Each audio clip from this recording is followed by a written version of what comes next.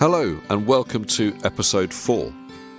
This week I'm talking with Dr Rod Paton, a wonderful musician and educator and creator of the Lifemusic method, a really wonderful inclusive way of working with people to create music. And we're talking groups of people who consider themselves to be musicians and those who very much don't. I first met Rod after moving to West Sussex from London in the early 2000s, but it was several years before we actually worked together and became really good friends and colleagues. Rod actually had me teaching with him at Chichester University on his community outreach modules, which was a really wonderful experience. We held this interview in my car in a pub car park after having a really lovely lunch, the day after I attended one of Rod's Lifemusic workshops. It was a particularly poignant workshop because with the war in Ukraine going on, some of the attendees really had a need to express some very, very deep emotions. And the music did that for us. It really expressed. And I think, for a while at least, we all bathed in the music's healing qualities. In this interview, Rod talks about how he started developing life music and also writing his book, Lifemusic, Connecting People to Time. Improvisation and improvised music is really at the heart of what Rod does, at the heart of his work. And Rod discusses this and also how he views recorded music, which is such a recent thing in history, as I spoke about in the trailer, as society, how fixated we've become on recorded music. And I also talk about the fact I wanted to record some of the live music session for this podcast to kind of explain to people what happens, but also, my reluctance to do that because of how that affects people. They suddenly feel like they're performing and they'll play very differently, and it defeats the whole purpose of the live music method. I do include a link, actually, in the show notes to a piece of improvisation, a YouTube video.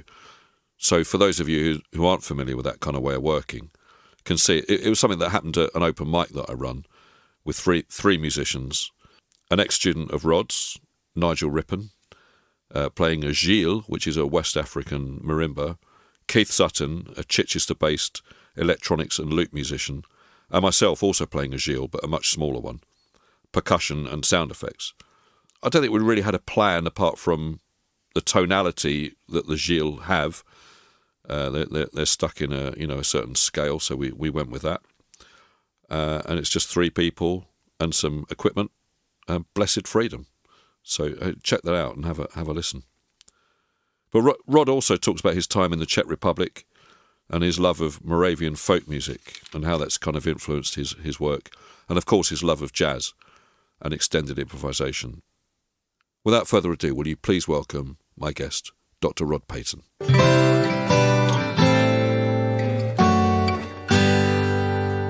My guest today is a very good friend and a wonderful musician and thinker about music and musicer, a man who makes music most of his life, Dr. Rod Paton. Hello.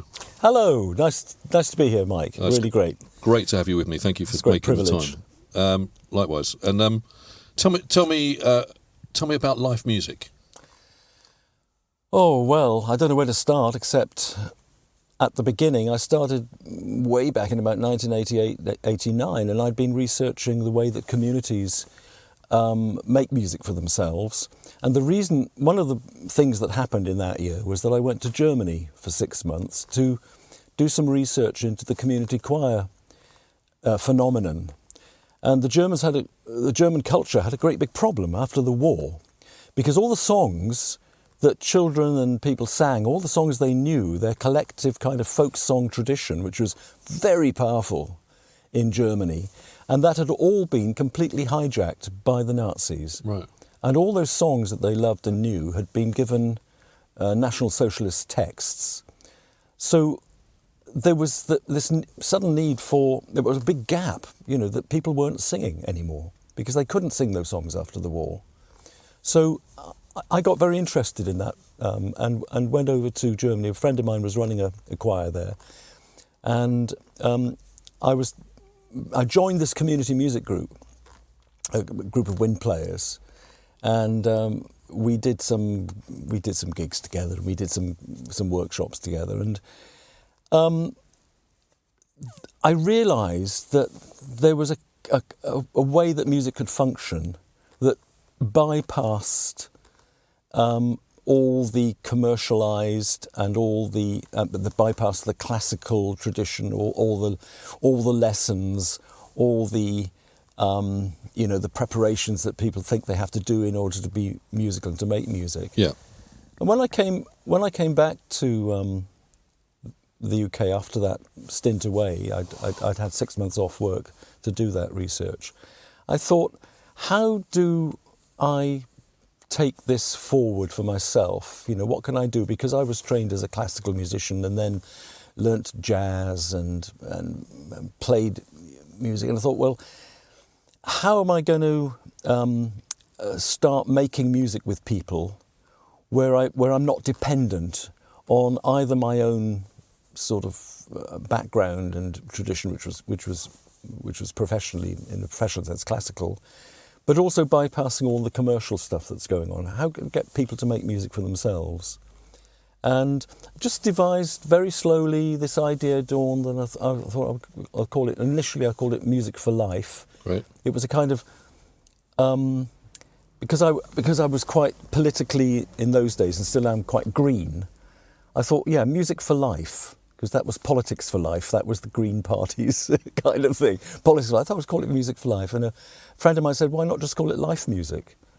We've kind of lost a collective musical tongue, in a sense. Yeah. You either have to, go to do your grade exams. We did something about that before, didn't we? You do your grade exams, you get traumatised by that, and you're all dressed up and you've got nowhere to go because nobody really wants to listen to you playing, that stuff. You think, well, what, how and singing was a particularly a particular case of problematics. I mean, when I was at school in the 50s and 60s, the National Songbook, and who wants to sing that stuff, you know? It was really difficult. Think, where is our singing tradition? And where is our musical playing tradition? And I'm thinking, in order to almost start again from scratch, the key has to be with improvisation.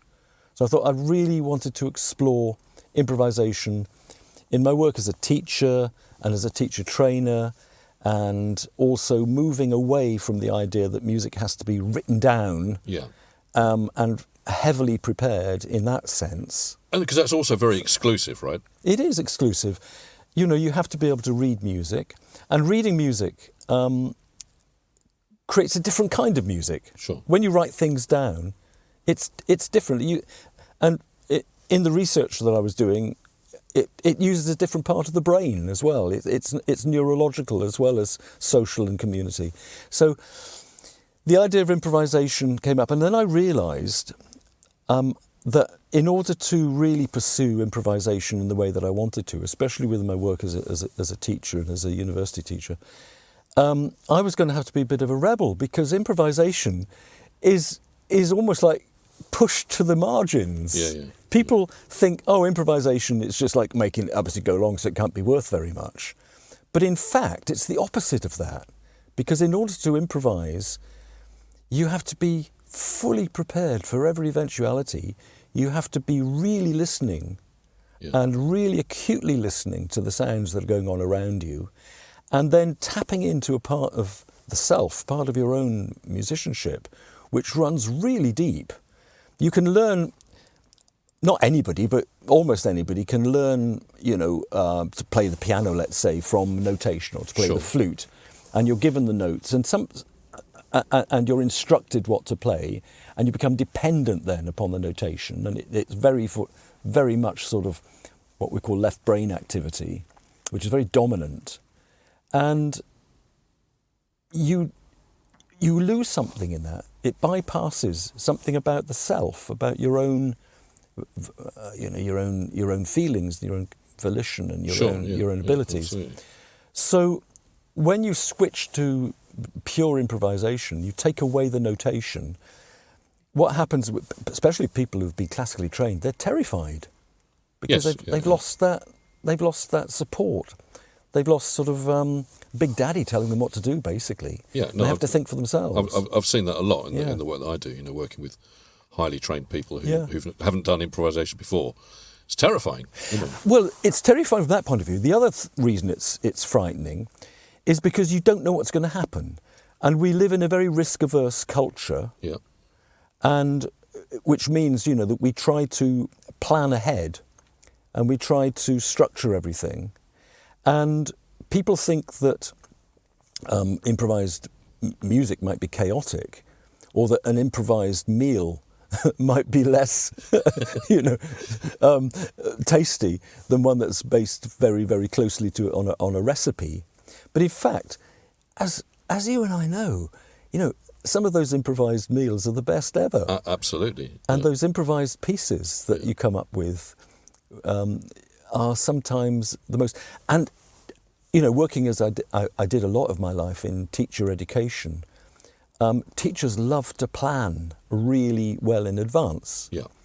And an ex-colleague of mine, who was actually the vice-chancellor of the university by the end of his career, man I respect enormously, he told me the story once about when he first came in as a junior lecturer in Bognor Regis College, as it was, yeah?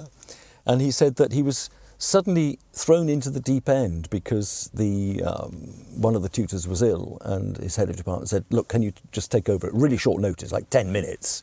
Can you go and give a lesson on 19th century something? He was a historian, something or other. And he said, I was terrified. He said, and I had to go and give a completely unplanned lesson.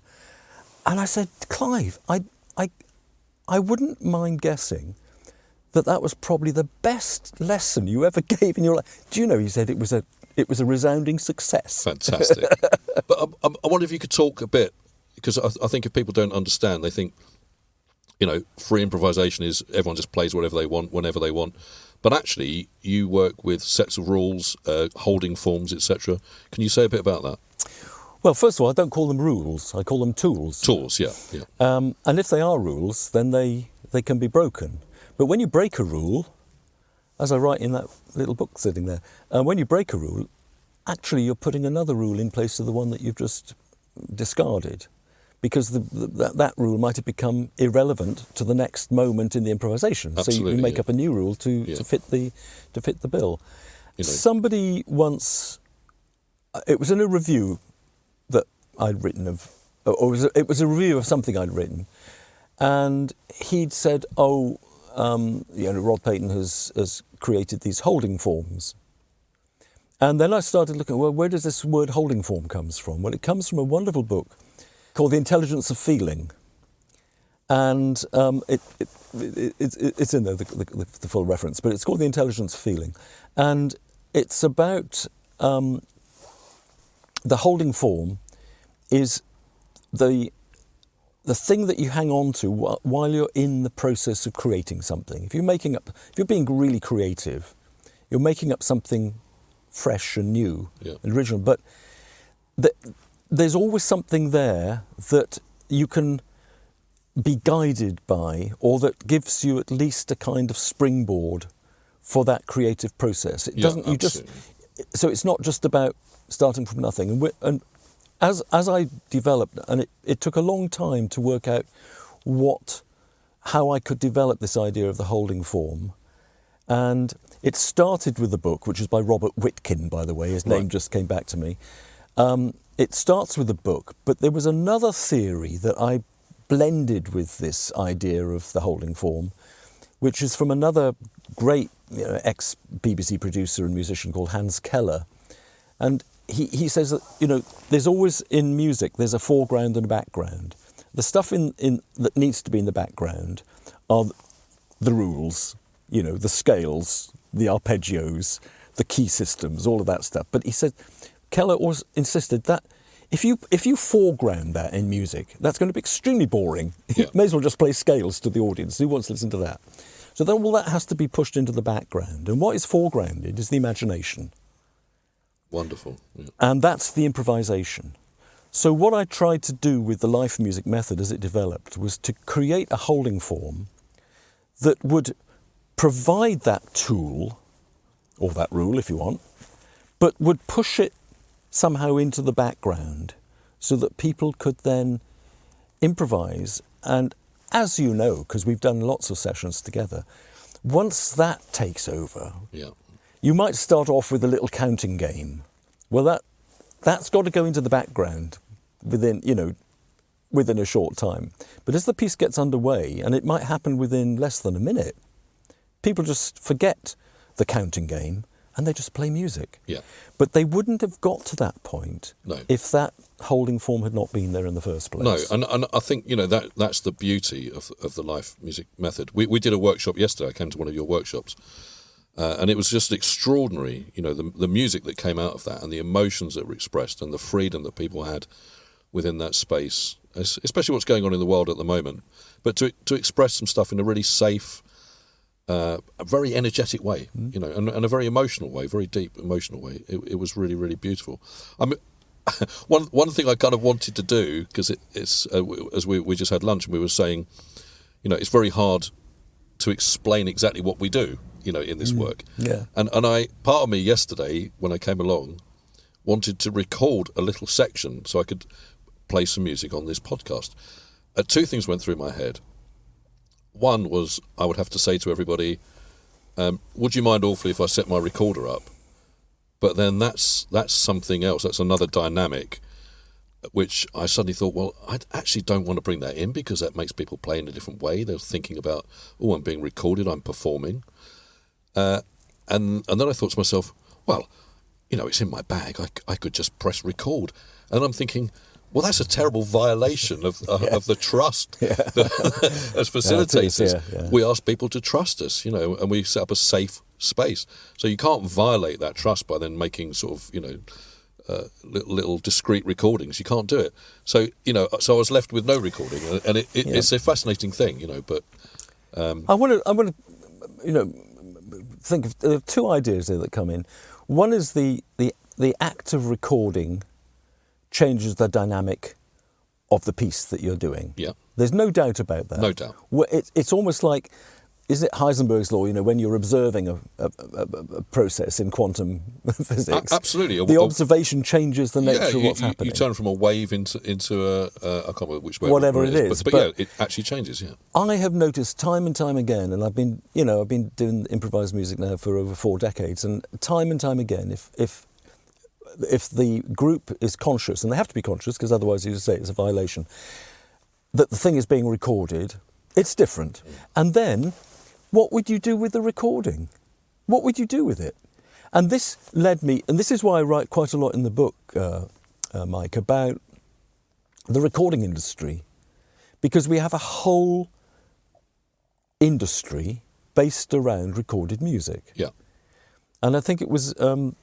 I think it was Brian Eno quite recently said, I quoted him as saying, that we might look back on this period as just a little blip in musical history. Yeah, and the people who made money out of it were very lucky. That's what he's saying. Very fortunate, that's right. Absolutely. And in some cases quite ruthless and quite, and interfered, the commercialisation of music in that way interferes with its natural evolution. When I was younger, I can remember growing up in that cultural paradigm, going to a concert. I was very, very still am, big fan of Duke Ellington, one of the greatest composers ever. And Ellington used to compose live. He used to compose with his band. The outlines were there, but the arrangements and the stuff were done, and the composing was done like live with the band in rehearsal. And I'd learned Ellington's music, of course, from recorded records, from my collection of vinyl.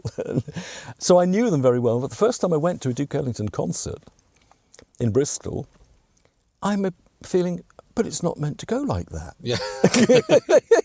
Yeah. Because I was thinking, no, that's not what that's not the piece I know. You heard one version which happened to be recorded. Exactly. And that had become then captured fixed. in a moment in time, absolutely. Almost like in those sculptures of in what those sharks in formaldehyde. They're kind of right, that's fixed and dead. Stuck. And but of course it wasn't like that. And I got away from that. Fortunately, somehow when I was at uni and when, you know, meeting musicians who were willing just to say, look, just play anything and see what happens. Yeah. And that's why, yeah. I mean, I think, you know, disposable, if for want of a better word, disposable music is really, really important. You know, the stuff that doesn't get recorded, the stuff that just happens. Yeah. And it's never going to happen again. I remember my daughter Eleanor, when she was tiny, you know, I'd make up songs all the time. And then, you know, songs about jumping in puddles or something, and then, you know, it wouldn't be raining for a while, and then the next time it rained, she'd say, "Oh, Daddy, sing that song about the..." And I go, "Oh, I can't remember." And to begin with, she was sort of get a little bit cross. Yeah. But then she understood that these songs just come along, and there'll be another one along in a minute. Yeah. So she said, "Well, oh, that's okay, Daddy, just make up another one." Yeah. And then she got the whole idea that these things just come, they happen, right. and they go again, Yeah. and they might not hang around. Well, I never want to get ideological about improvisation, and I still play classical music. Yep. And enjoy it. Yep. It has a very important place in my life. And I also am very interested in folk music, particularly. It's a bit of a niche thing with me, but because of my connections with Czechoslovakia and Moravia in particular, I happen to know a lot of Moravian folk songs. And whenever I go over there, you know, I sooner or later end up singing some of them. And they repeat, you know, there's a whole tradition there. There's thousands of songs. Yeah. And it's virtually an unbroken tradition. We were talking about Milan Kundera's The Joke earlier. Yeah. And in fact, the character in there is a folk singer, isn't he? Yes, he is, yeah. And Kundera talks about these songs that are like a tunnel into the past. And I've met some of those. I've sung some of those songs. I've come across them, North Moravian folk songs.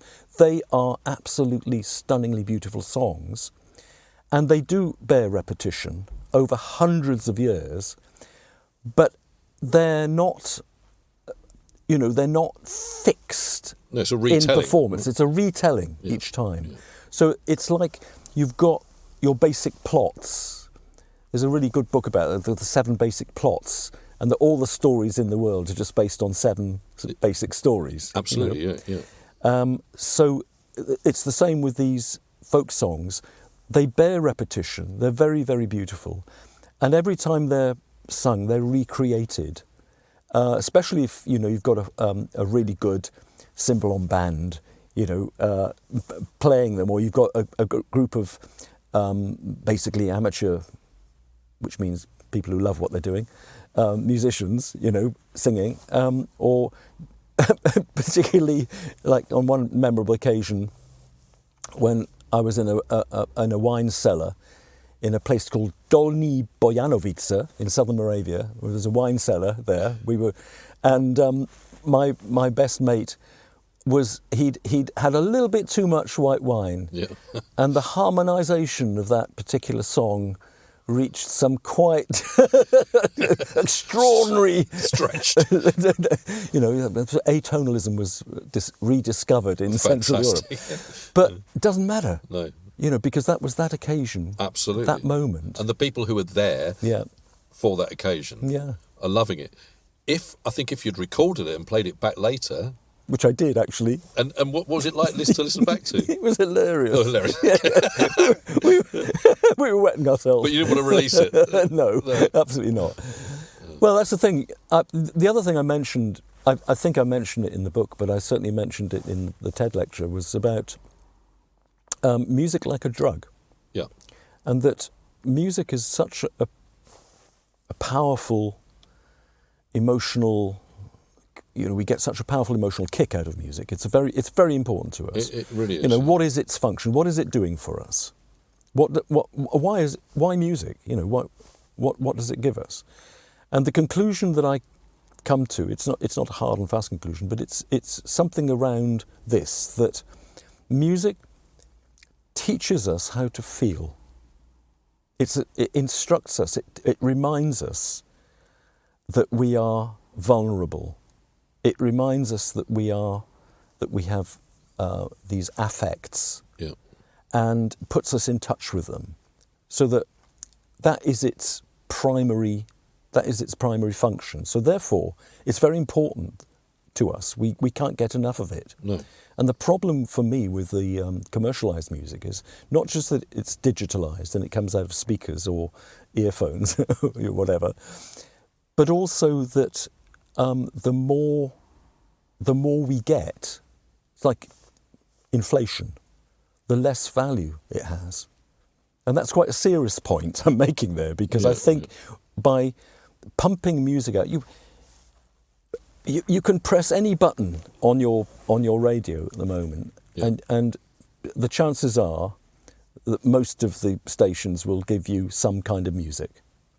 We've got an amazing glut of music, and it feels to me like an addiction. Like as a culture, we're addicted to continuous music. We go into, you well know, we go into airports, we go into, fortunately this pub that we were just having lunch in had no music, no piped music, which is great. Yeah. There was a study done not so long ago around Christmas, that the Christmas music that is pumped out in stores is having a detrimental effect on the mental health of the hapless people who have to serve in them. Really, because it's going on all the time. Yeah, I can well believe that's true. So it's like a drug, and it's inflated. And as we know, inflation decreases the value. So we devalue music by that as well. Yeah. And of course, I'm not being impossibly idealistic about it, but just to imagine if we didn't have that access to constant recorded music, sure, how different the experience would be and how much more value we would place with the musical experience when we had it. That's fascinating. I mean, I'm a recording artist as well, and I record other people. But I have to say, when I go and run my open mic nights in the community, there's something happens at those nights, when people come out to play and people come out to listen to other people play. And there's that getting together, that community of people in one place playing and listening to music. There's nothing quite like that, and there's nothing like participating in music. I mean, we can be easy consumers, but actually the function of music in society, right from the beginning of man, some of the oldest artifacts ever found are little bone whistles and things like animal skins spread over tree stumps. Because we were making music. And most of the music that we know of from the past, we have absolutely no idea what it sounded like. We don't know whether Bach swung his quavers. No. And I mean, Bach is like an extraordinary musical phenomenon. He just like churned out note after note after note after note. Yeah. One of my teachers said to me once, and I said, "Why did Bach write so many notes?" And he said, "Oh well, it's the work ethic. The more semiquavers you write, the closer you get to heaven." Fantastic. So and I mean, but Bach is a wonder. Yeah. The most expressive melodies and the most amazing kind of mechanisms, so you can't fail once you get into Bach, you can't fail to sort of really appreciate it. So in the in the book, well, it all started when I was doing an improvisation session in the Czech Republic, in Brno, at the academy. Then I help out with improvisation teaching there with my friend who's a professor there, and it was just before Christmas. And I'd been to a performance the previous night of the Bach Christmas Oratorio, which is full of notes. Yeah. And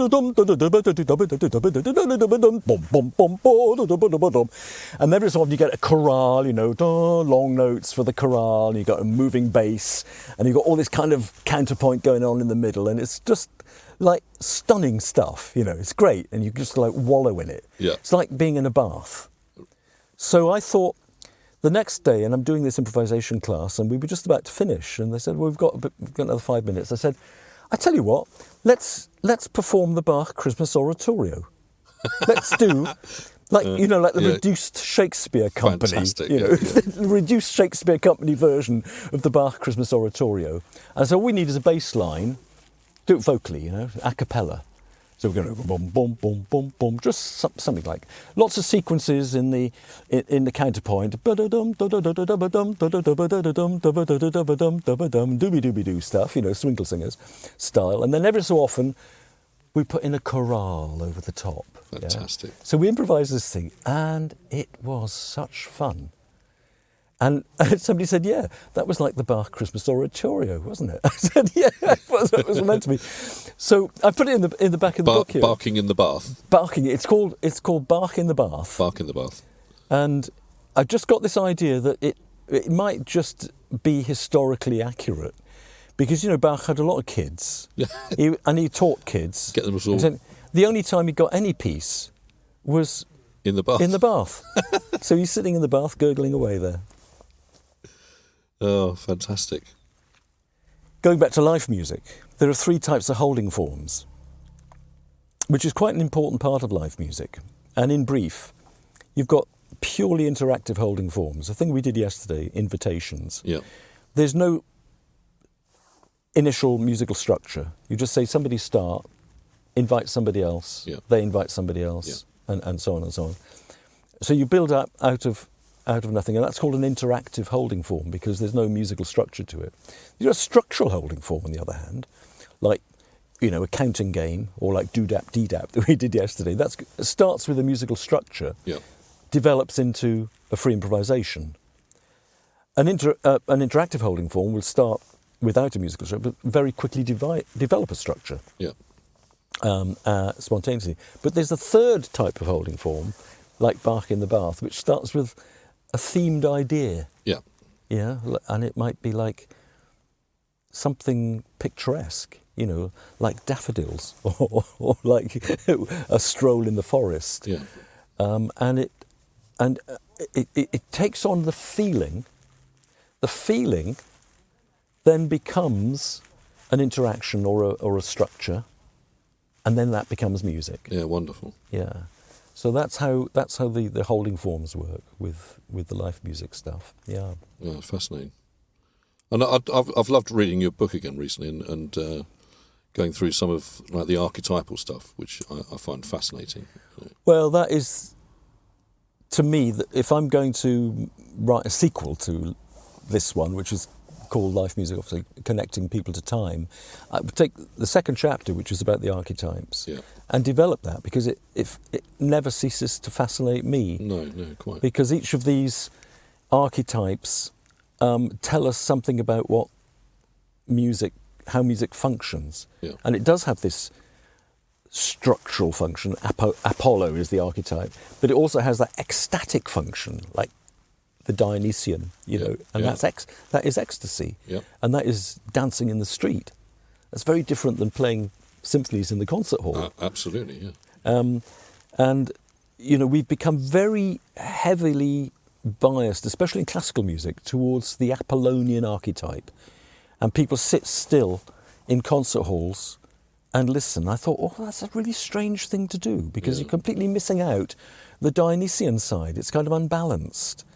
And I fall asleep in a concert, thinking, well, it's wonderful music, but I'm just sitting here doing nothing. It's not right, is it? It doesn't feel right. And then you get the way in which music, especially certain types of music, because it progresses through time, can tell a story. It tells our story.